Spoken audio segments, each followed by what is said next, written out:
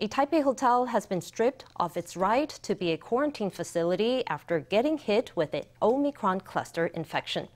According to a Taipei City probe, transmission had likely occurred through the hotel's cooling and ventilation system. Experts say the system cannot be altered to meet legal requirements for quarantine hotels. With government inspections underway, more quarantine hotels may soon be ordered to close if they're deemed incapable of getting up to code. Last month at a quarantine hotel in Taipei's Zhongzheng district, 3 hotel guests tested positive for COVID. Omicron was confirmed in all 3. The CECC has determined this to be a cluster infection and has reclassified 2 of the cases as domestic transmissions. In an investigation, the Taipei City government found cracks in the air conditioning vents that indicated an imperfect seal between rooms. Ahead of holiday travel over Spring Festival, experts urge faster action to close transmission loopholes.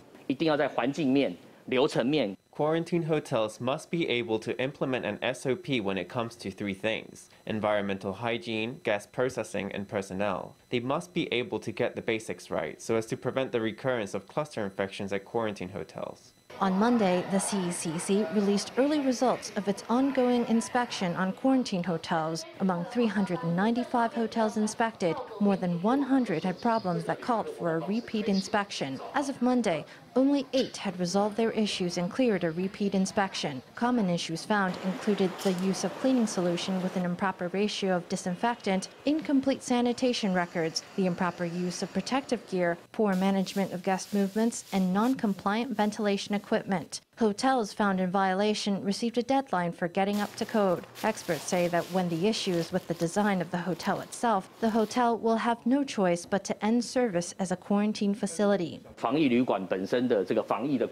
At quarantine hotels, the epidemic prevention measures are not as intense and the personnel is not as well trained as those at medical institutions, where standards are high intensity and rigorous. If there are things that can be improved with government support, then of course the hotels will make immediate improvements. But when it's an issue that can't be resolved, for instance, when it's an issue involving the air conditioners, hotels have no way of getting up to code. Those who need to quit this business will simply need to quit. Holiday traffic has yet to reach its peak, but already quarantine hotel rooms are in short supply. In the weeks to come, hotels that fail to pass repeat inspections could drop out of the quarantine market. With capacity likely to shrink as the holidays creep closer, Taiwan's quarantine system is facing a major test.